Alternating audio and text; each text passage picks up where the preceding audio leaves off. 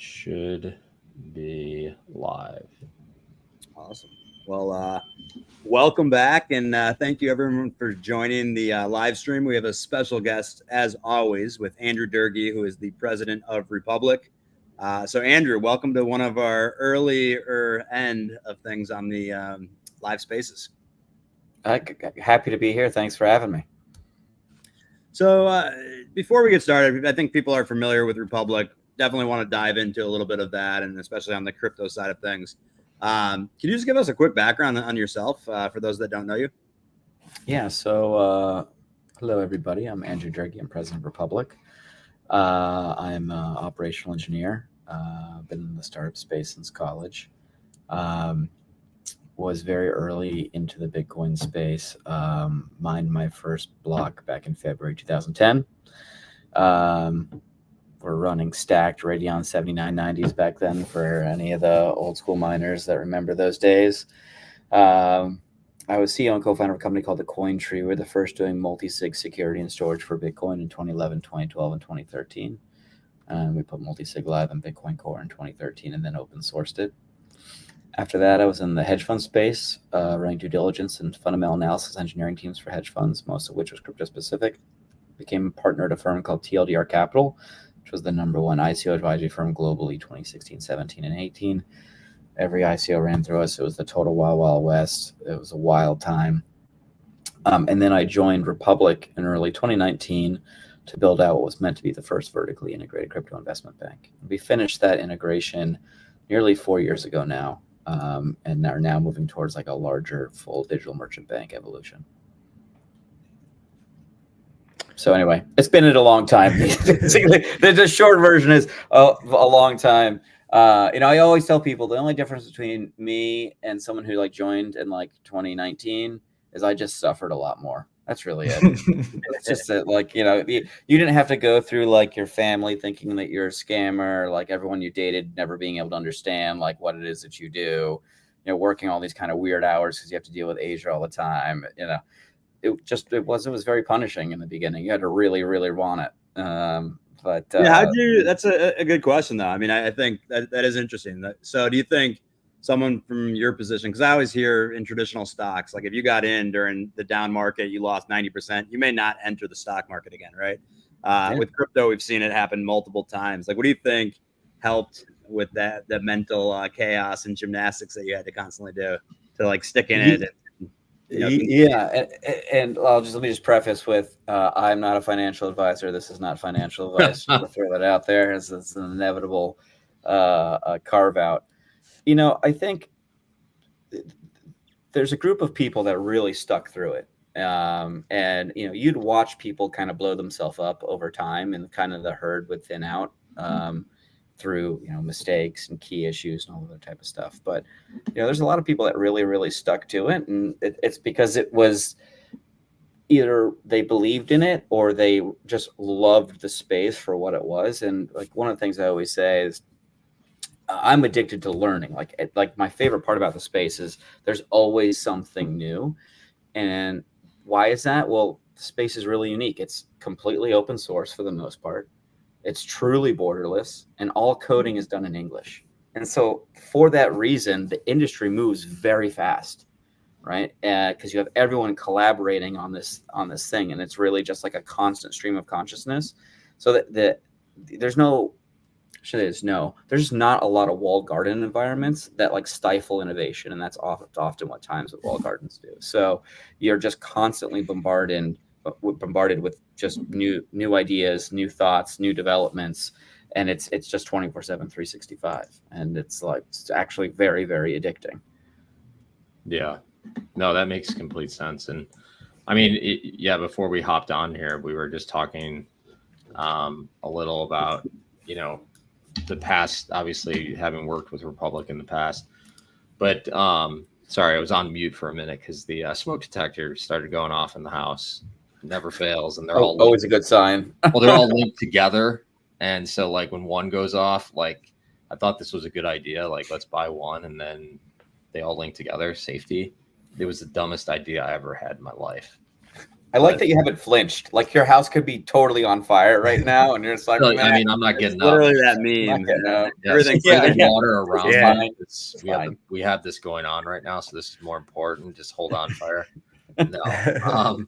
So you guys, no, I mean, it's interesting. Like what, with you, like what prompted you, how did you get into the role of being president, at Republic and all of that? Yeah, so I came in to build out the crypto department, right? Yeah. And at the time, Republic was a spin out of AngelList about 8 years ago, originally focused on regulation crowdfunding from the Jobs Act. But in 2017, when the ICO boom happened, Republic recognized that ICOs are just another form of crowdfunding and maybe a better form of crowdfunding. So that's how they became interested in the space, but they didn't really do anything with it of substance until I joined in early 2019. What ended up happening is over time, Republic Crypto Division, which we built out a variety of different products and services. We're known for our advisory arm that has like an enterprise and a track and a Web3 native track. We have our tokenization platform. We have our token sale platform. We have our wallet products, treasury management infrastructure, and then now we have an asset management division. So what ended up happening is that part of the company ended up being about 90% of Republic's revenue. And we just became kind of the gorilla in the room. And Ken, the CEO and founder of Republic, who's one of my closer friends, we kind of just had a decision like, hey, what do we want to do with this thing?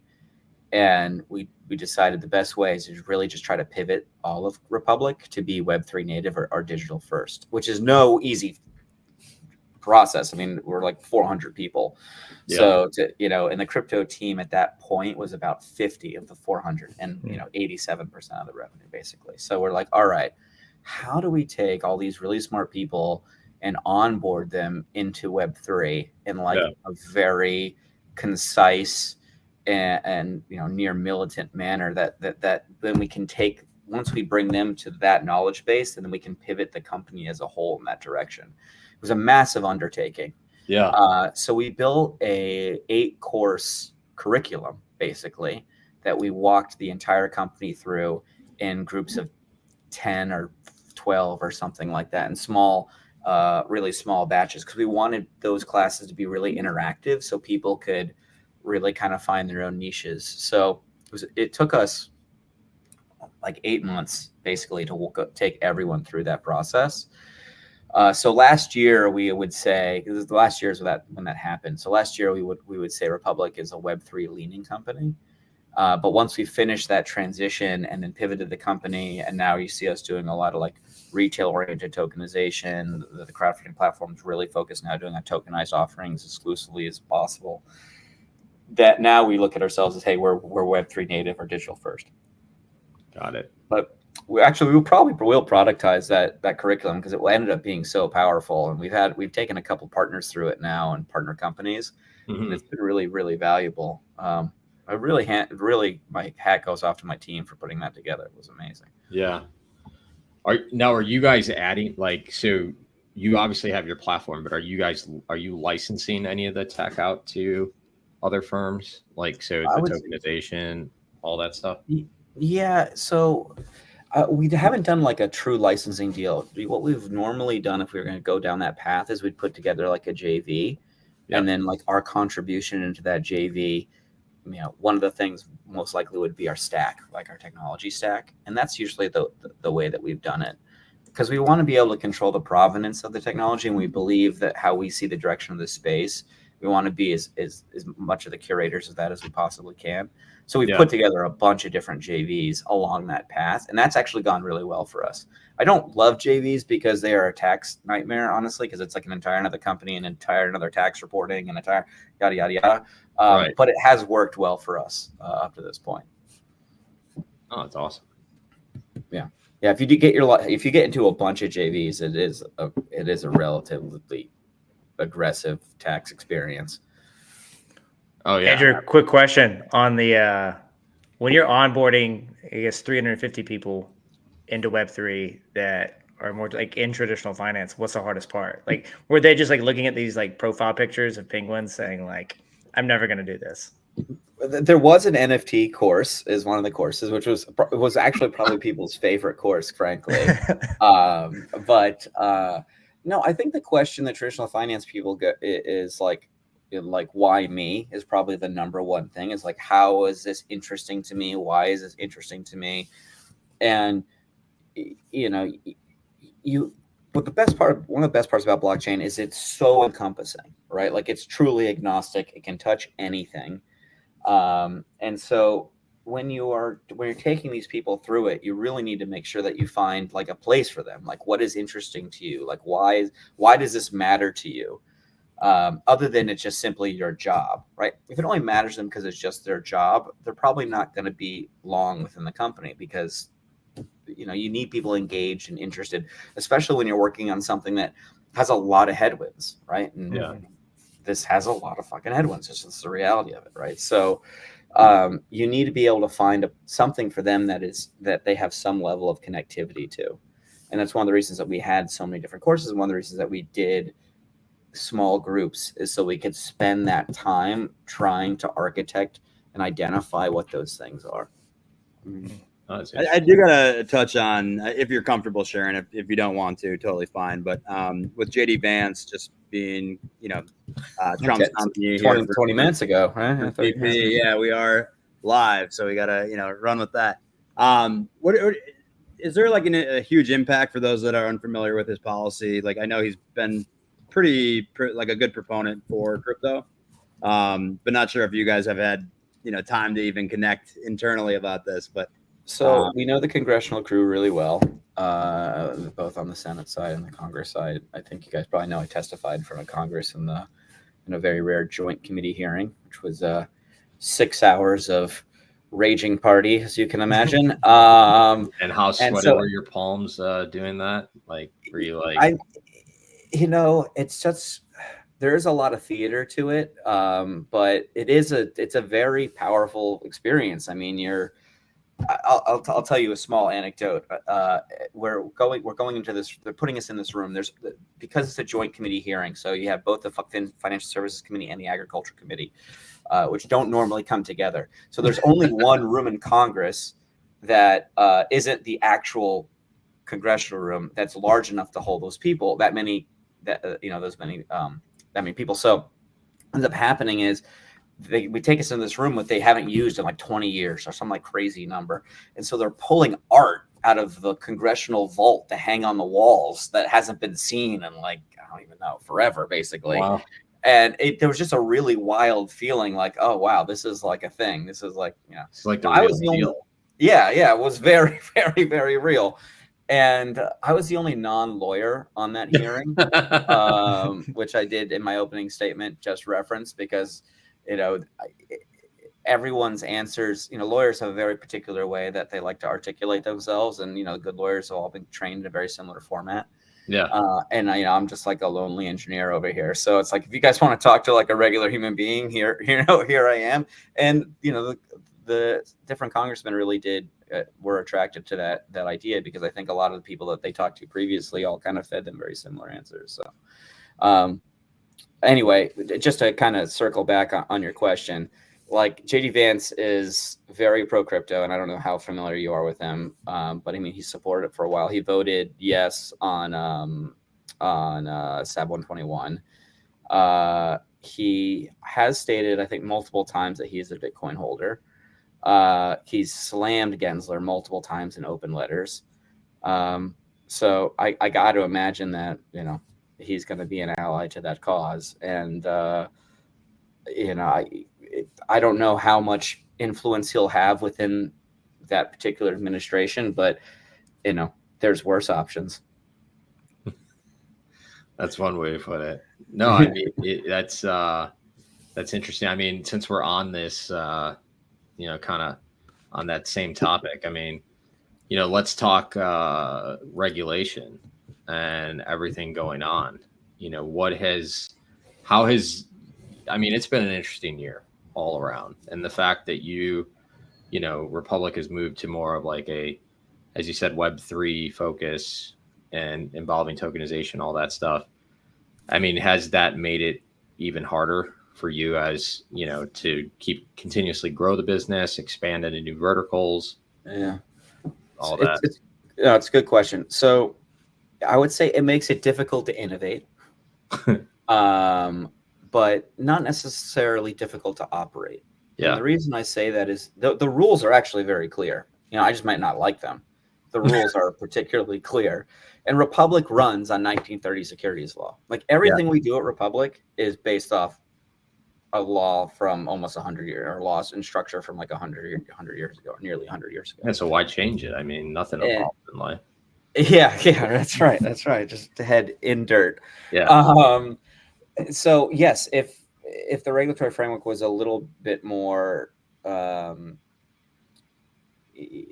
inspiring, yes, I think that we could innovate a lot more. And I think that's the biggest problem. I think you start to see other jurisdictions have been pretty good on the innovation side. But those aren't the jurisdictions necessarily that the world will want to chase down and follow. The U.S. is definitely, the market that everyone looks to. But I mean, my hats definitely go off to, areas in the Middle East and Singapore and even Hong Kong in some instances, and probably even to Europe to some degree for them rolling out MiCA, even though I think there's some still work to do there. Because they are trying to move the thing forward. Now, listen, I think the reality is there's going to be changes coming at the SEC regardless of the administration. And I think you're going to. Well, there goes that question. It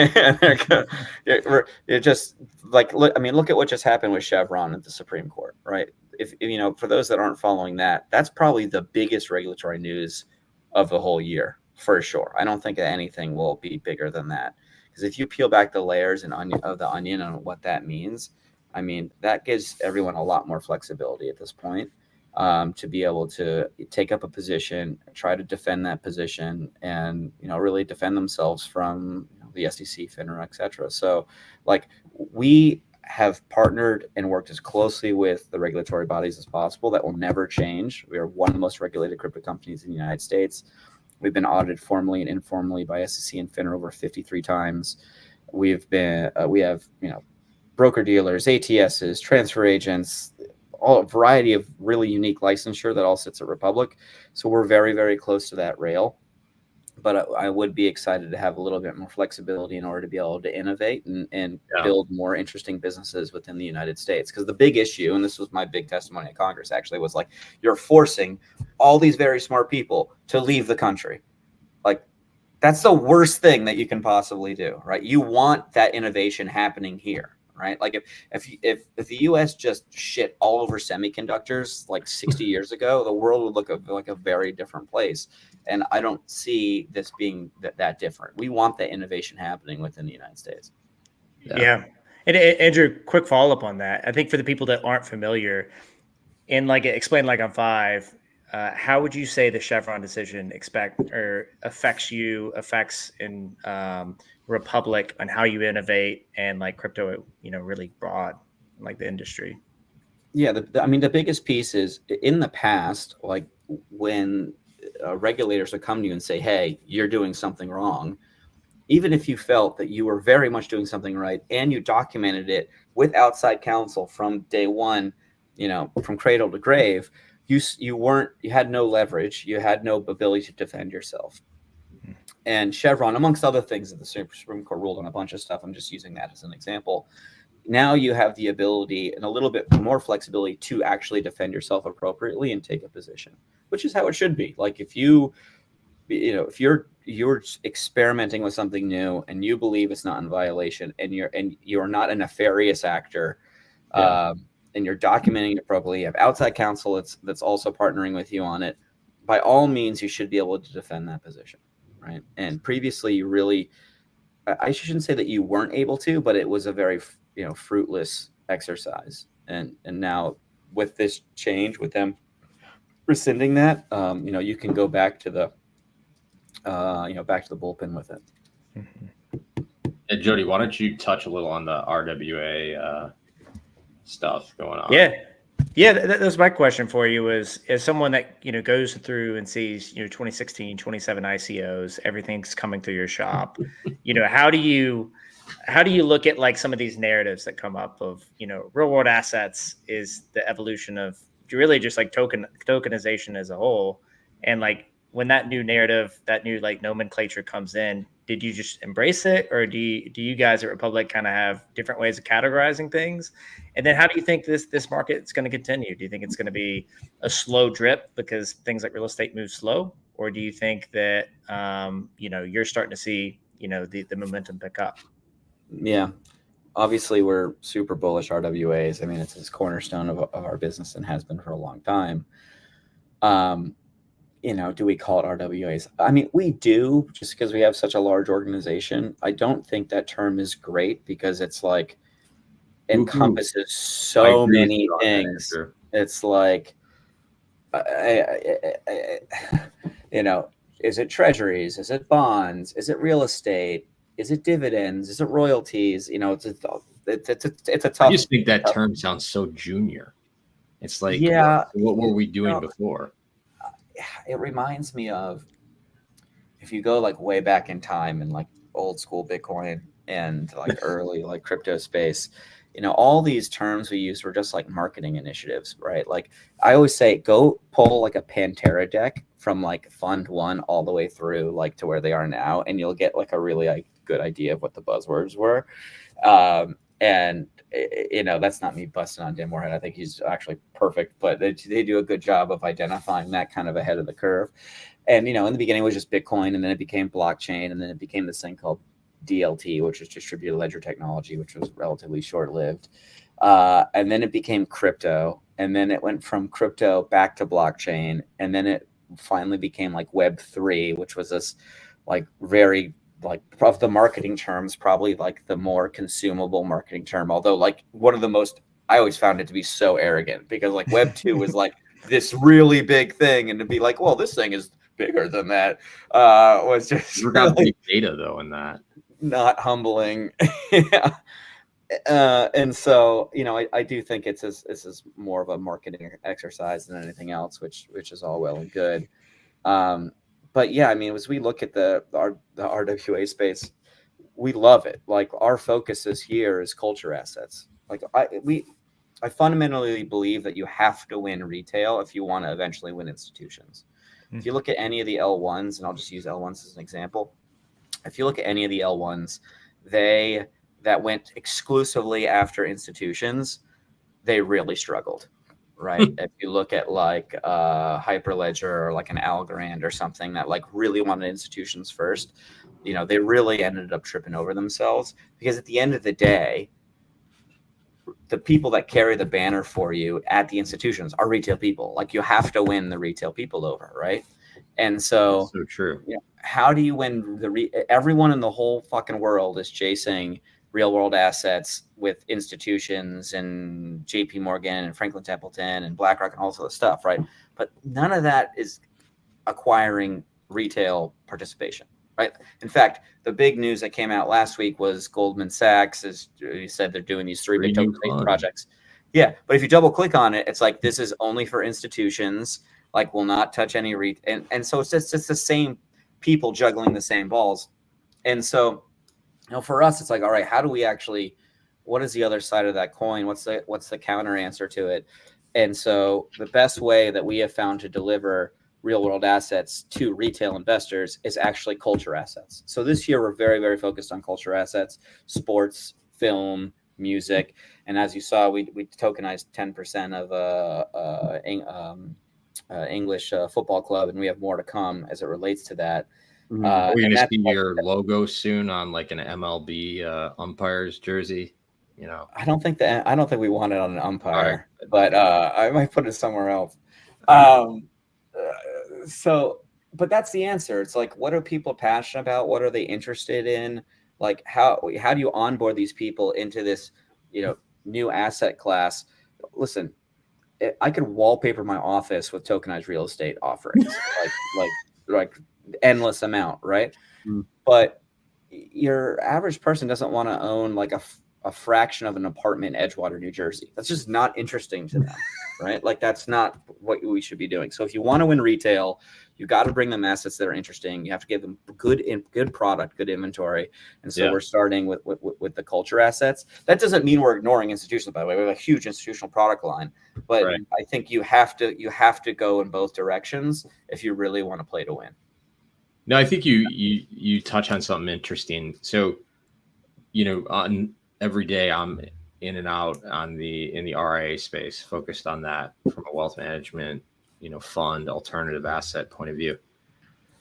I mean, I think a lot of people lose sight that you could have all the issuance you want of funds, of single offerings, but if you don't have that, whether it be, direct retail component through an accredited investor or,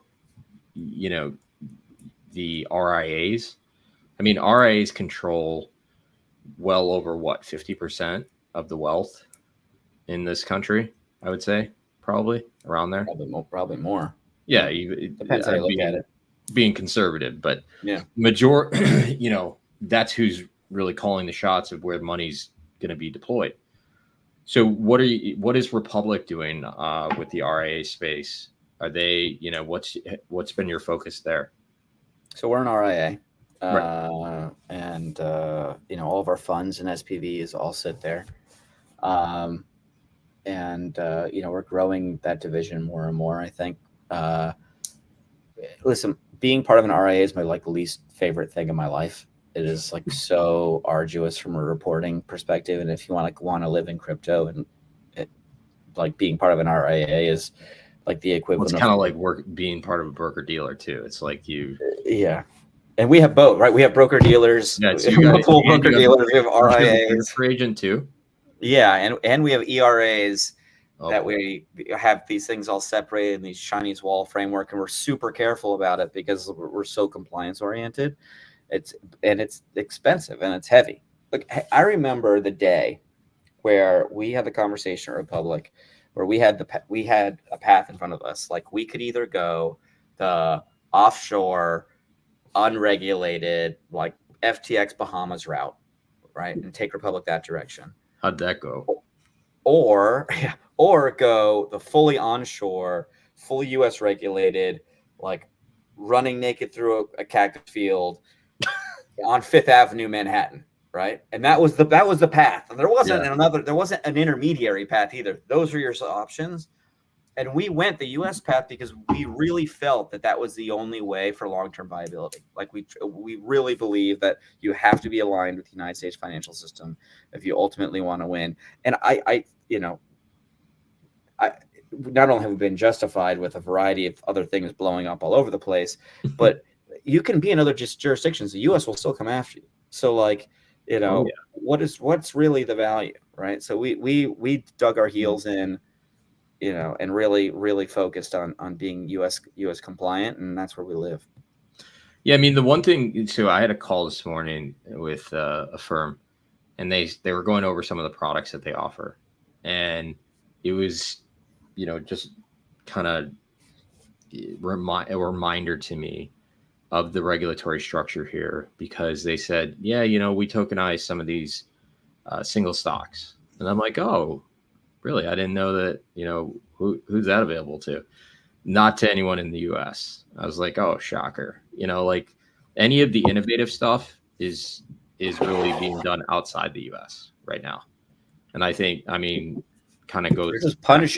You're just continually punishing Americans. It's America punishing America. It's a very weird concept, but that's really where we're living at the moment. I do think it's going to change. And I don't disagree with some of the positions. I definitely think consumer protections are really important. Yeah. And I do think the industry has played fast and loose in a number of areas that I think that could be adjusted. But listen, there's public companies that have totally, I'm gonna say people before. It's you can only go so far, right? There's only so much you can do. The fact that SPACs were you were buying something you didn't even know what the company was, right? You're buying into the investor, and those were legal for anyone to go and purchase. And then 80% of them are close to zero now, and so it is interesting to see, what's good, what's not, in this kind of nanny state that we've been living in. Hopefully it does change with some of the. Bernie Madoff was chairman of NASDAQ. Right? I mean, like, what more do you want me to say? Like, and that's not a unique example. There's many. Well, you're talking to the right person. Well, Gensler was doing talks for Ripple, like, a few years back too. So it's all pretty interesting. Coming back to like what you guys are building, some of the partnerships you guys may be getting involved with. I saw one with like Avalanche. You mentioned, excuse me, too, with some like sports. I don't know if you can share some of the teams maybe, or like, different directions you guys are going with some of the partnerships.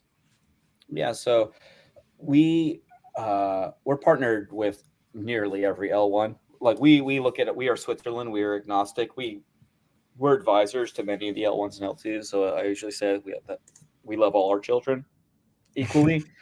We did partner on Avalanche on one initiative because one of the feature sets they had on their security token framework was really useful for that. And we do find them to be a good partner as it relates to security tokens. They've been a little bit more, I would say, aggressive and forward thinking as it relates to security tokens. But we do work and partner with all the L1s and L2s, and we do believe in this rising tides mentality. We think that if we can help multiple, we can move this whole thing, and that's really ultimately what we're trying to do. So whether that's Valgrand or Avalanche or Polygon or Solana or Aptos or Sui, take your pick. We're closely with each one of those guys, and truly have good partnerships there. What was your other question? Oh, so the teams. Oh yeah, can't mention the teams yet. I would just say that our pipeline is multi-dozens deep, maybe approaching 100. For sports clubs and franchises that want to tokenize some portion of their equity. It's a very easy sell, quite frankly, because it's like, hey, do you want a silent investor, a minority silent investor that may or may not have voting rights? That would be up to them. That may or may not have information rights, again, up to them, but definitely have economic rights. And you can also then build utilities to drive engagement with those investors, right? So it's like, hey, you have a certain amount of equity, a certain amount of these tokens, you can meet the players, travel with the team, you have your own entrance, your own Wi-Fi, shirts, yada, yada, right. And so you have an entire level of engaging. You got to remember that every single person that owns equity in Watford has all their information, right? Their name, their address, all that stuff, because they're KYC to AML, it's a security. So they have an entire new way to engage with their fan base long term. That's a really, really powerful tool because you have all those metrics now. So a big tip of the hat to Watford. They were really innovative with us, and they were really interested in going down that path. It was so wild. We did that sale, and the next day was the big European football conference. And they were like the hottest girl in school because like everyone was like, how did you do it? What does it work? And, they've really separated themselves, I think, from everybody as far as being an innovative club. I fundamentally believe that every club will be tokenized at some point, and not just football clubs. I think the American clubs, we're having those conversations, are super, super active. The biggest problem on the American side is like most of the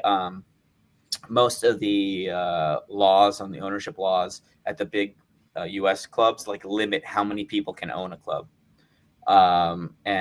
Recently they've started to alter that. Like the NFL has allowed private equity firms to come in, but they still do a look through.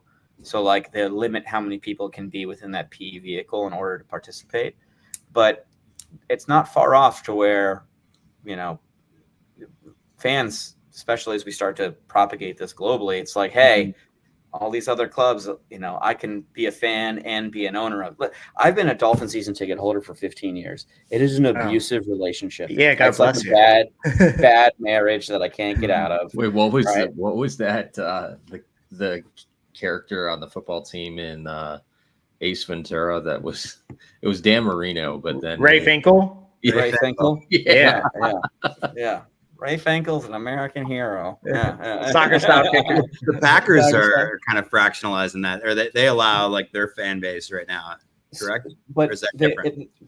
So they did that they were the last ones to do it very, very long time ago. I don't know, maybe the 20s or something, or the 30s or something. But that equity, it doesn't actually mean it. There's no economic right to that equity. Right. It's like a gift that you give your kid on Christmas and they hang it up on the wall, right? So But you're we're talking saying about- you guys will share an ownership if the Mets sell off, for example, in Watford. Yeah. If the ownership of Watford takes, I think the ownership of Watford made, I can't remember the exact number. Let's say it was $30 million or 30 million pounds last year in profit. When they take that profit at the end of the year, that is then distributed pro rata to all the equity holders, so all the token Oh, holders. wow. Yeah. If they sell the club, when they sell the club, then that is also distributed pro rata to all the equity holders, all token holders. But So, like any good thing is going to have, like, think of it this way. They're going to have to put some guardrails in, because I think you mentioned the key phrase of private equity can come in now. Like, what happens there. We've already seen what happens in the crypto space. No, I don't disagree with that. But I mean, that exists. Doesn't matter what industry. That threat or that risk is carried forth into. I mean, everything's carried forth into your mortgage at home. Like, it can be carried. Well, they can sell that all to their heart's content. I don't, So Andrew, do you think this could affect? I know you said that, like, there's not voting rights, but do you think it could affect, like, eventually on decisions on location? So think of the Raiders. Think of, like, the Chargers. Like, people in San Diego basically forming a DAO to buy a decent amount of tokens and then, like, pull them back.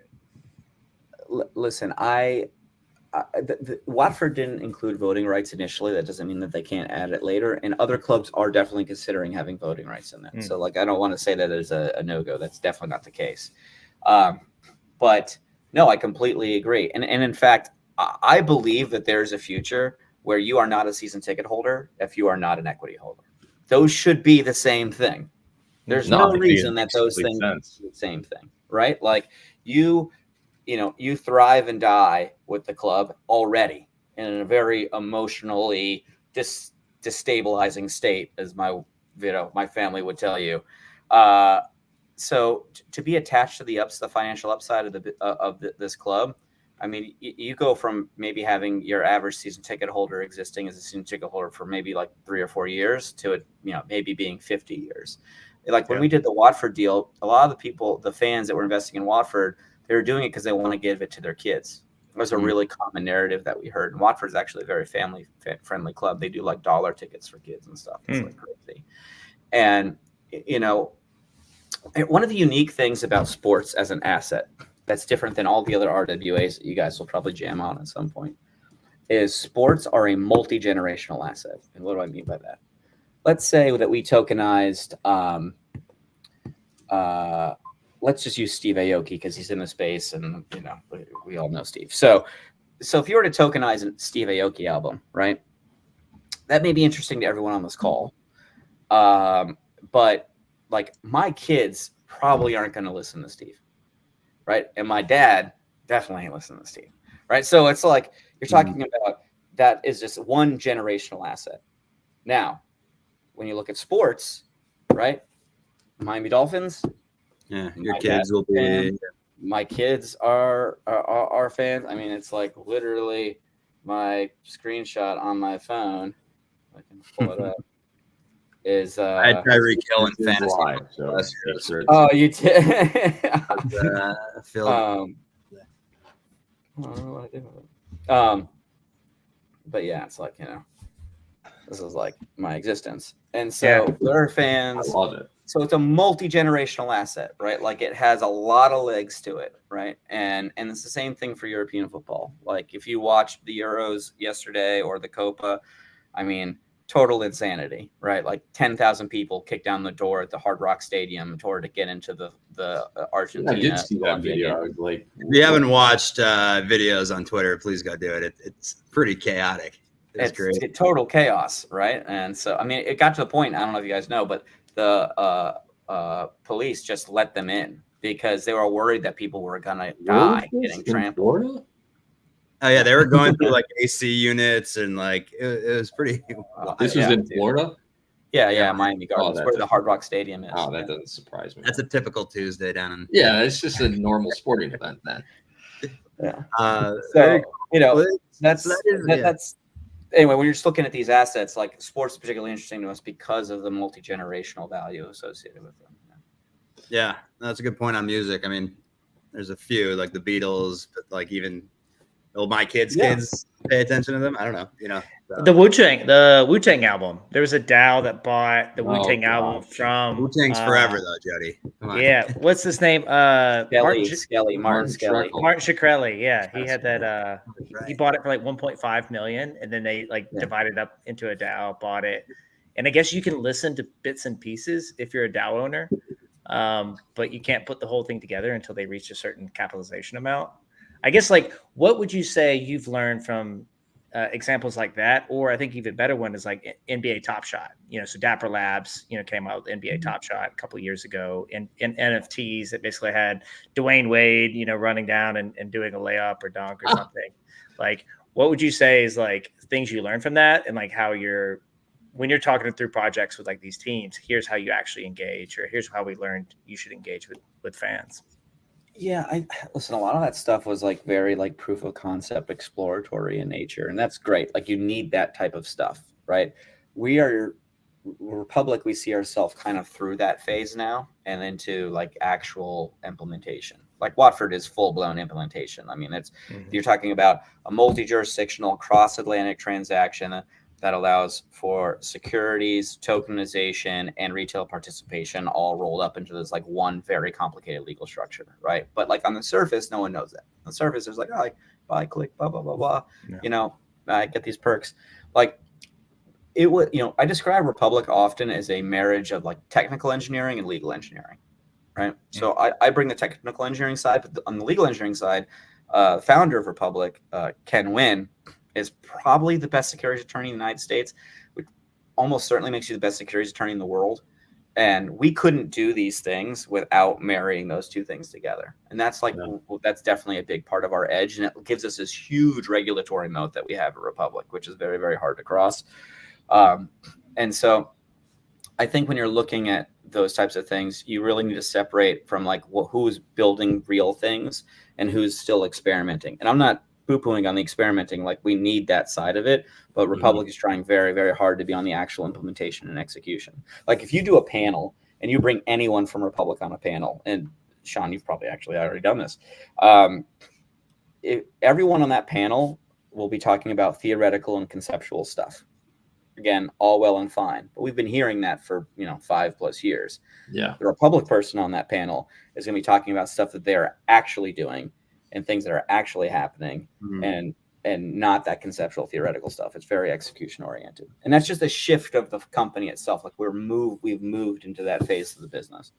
Well, we're going to have to get you on our roundtable series that we're putting together, because we're going to have some stuff on crowdfunding, and that's right up your alley and Republic's alley. But, for those just joining us or tuning in, we got Andrew Durgee here from Republic. He's the president of Republic, talking markets, tokenization.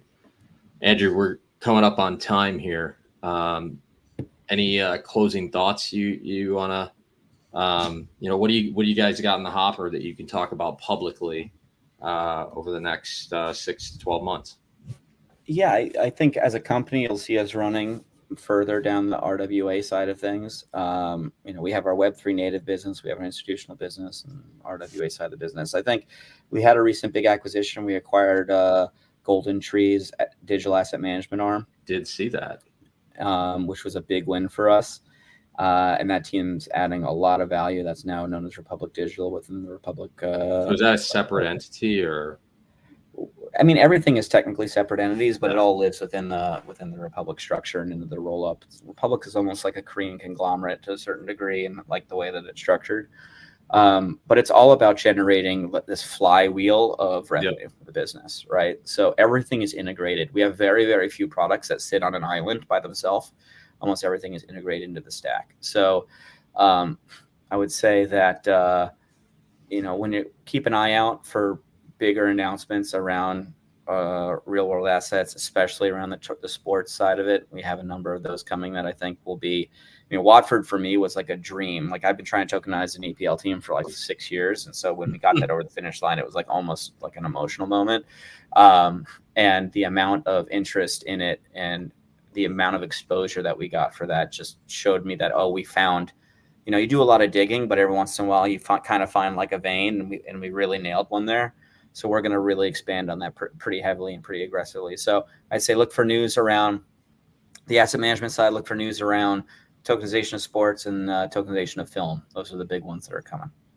Fantastic. Very exciting. This is really cool, and I'm really excited about the sports side of things. I'm a huge sports guy myself, and so who do you want me to tokenize? Who do you want me to tokenize? And Edwards. That's your guy. Yeah. On his projections for net worth overall, I think he's the man. Tokenize Atlanta Falcons so I can start shorting them. Like, okay. I'm from Georgia, and it's like the worst run organization. Pretty sure there's Arthur Blank's doing you no favors. The toughest thing, I'll add one more quip before we bounce off of here that we're working on solving, is it does not matter how many amazing assets people tokenize until the industry solves market making for security tokens. It will really stifle secondary market activity. Now that we're working on that is coming, but like Watford isn't going to trade for a year. And one of the reasons that we are delaying some of the listings associated with some of these things is we really need clear market making solutions on security token exchanges. Like INX is our security token exchange. Like we are working very hard in order to get market making, so we can really actually build markets around this asset class, and really make sure that we have proper liquidity to support them. So I would say keep an eye out for that too. That's a fundamental and existential problem to the whole space. Mm. Why no Twitter, by the way? I usually ask a question from your Twitter. You don't have a personal Twitter. Is that intentional? I'm assuming? It is. So, when you've been in Bitcoin like a really, really long time, you're just a target. Like my phone gets SIM swapped like twice a year. Social media just adds additional attack vectors for me that I don't really need. So I just really troll and creep through Twitter and read everyone else's shit and just got it. Well, we won't give away your burner account, but follow at Join Republic. Yes, that's fine. It's also like a full-time job to stay on that stuff. I've burned way too much time on Twitter just scrolling. So Andrew, thanks for taking the time to come chat with us. This was really good, and definitely we'll be reaching back out and want to keep us in the loop on as things progress. Yeah, let me know how I can be helpful, guys. You bet. Thanks for coming. Thanks for coming. Thanks, Andrew. Bye. Take care.